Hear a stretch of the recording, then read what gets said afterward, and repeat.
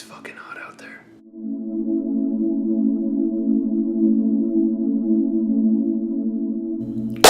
What's up guys, it's your boy Dayglow hitting you with yet another video full of practical tools, tips, and techniques that you can use at will on a daily basis to bring yourself into that much craved state of equilibrium. Now I live in a desert, and if you know anything about deserts, you know that they get blistering hot.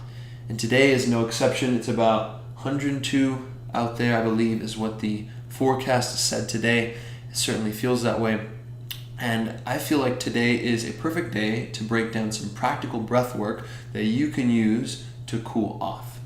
Introducing Sheetkari Pranayama, also known as the cooling breath. It's pretty straightforward. There's really not much to it. I'll talk about the benefits and some of the deeper stuff at the end of this video.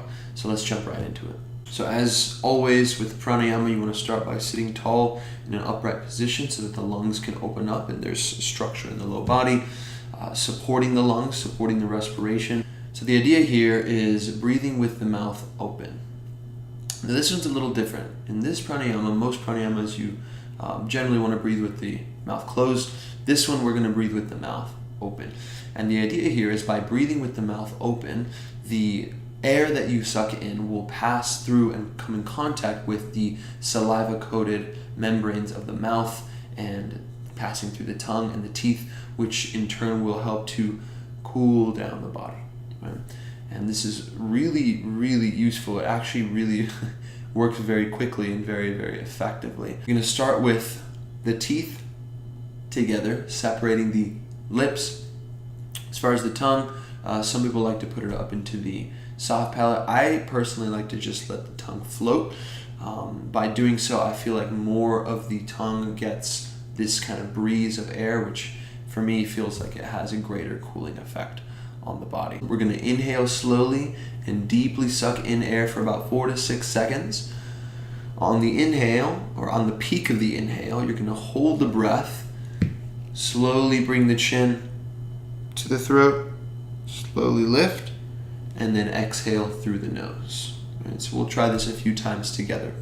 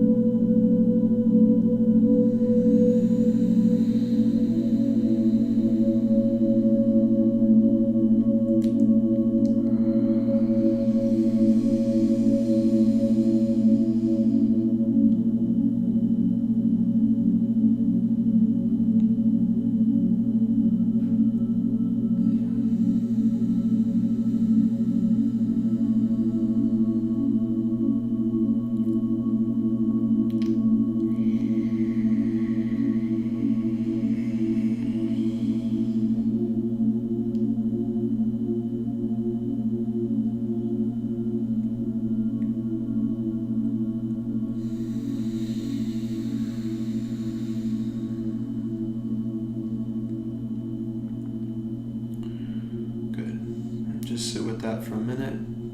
Feel the effects on your nervous system. If you're doing this right, you should be able to feel a slight difference, maybe a major difference in the body.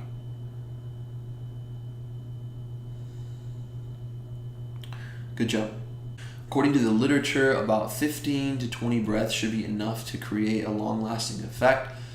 However, if you're feeling super hot and bothered, or it's just exceptionally warm weather, they recommend maybe even up to 60 or 70 of these breaths, right? So you can really put in a lot of work with this particular breath technique and really derive a lot of benefit from it. As far as the awareness goes, keep your awareness on the hissing sound that you create, right? Bringing our attention to a single sound is a fantastic way to build concentration, right? And concentration building is the goal of most, if not all, yoga practices. Also, keep your awareness on the cooling sensation that's coming over you, right? You'll find yourself after perhaps even just a few of these breaths, already the body is going to start to cool itself, already the mind is going to start to cool itself, and it feels great. Some contraindications. Keep in mind, this is a cooling breath, which means it is not intended to be practiced in cold temperatures or heavily polluted areas. Right? Now, the reason for this is because the nose acts as a natural filtering and warming system, right? So as you breathe in through the nose, dust and other sorts of bacteria and things that are not intended to go into the lungs are filtered by the little hairs on the mucous membrane in the nasal cavity, right? Also, the nasal passages help to warm the air, make it a more acceptable breath for the lungs. Guess what? If you live in Los Angeles, Miami, Tokyo, New York, Las Vegas, Chernobyl. Shit, I hope you don't live in Chernobyl. Basically, if you live in any city at all, you're fucked. Forget it. Turn this video off. There's no hope for you. No, but in all seriousness, just be careful. Pranayama has a direct link on the psychology of the individual. So any sort of mismanagement of these practices could lead to a various myriad of consequential repercussions henceforth. In addition to cooling the literal temperature of the body, Sheetkari pranayama can also help to reduce cravings and help to kind of cool other impulses in the body.